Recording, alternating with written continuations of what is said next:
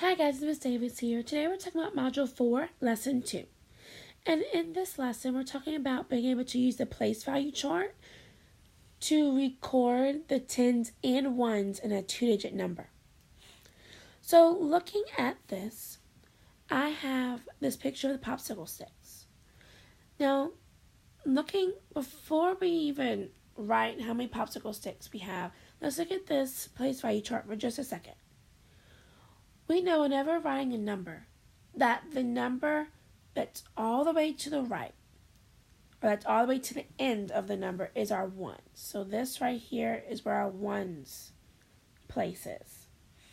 And then the number that's right in front of our ones is our tens place. So the ones are last in the number. So last, which means all the way to the right.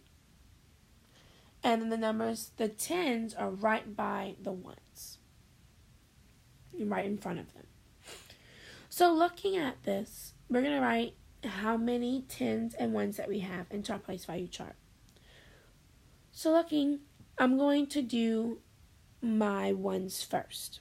So I have 1, 2, 3, 4, and 5 ones. So I'm writing 5. That's how many ones I have. So now I have 1 10. It's only 1 10. So I'm going to write 1. So now my number that I have is 15.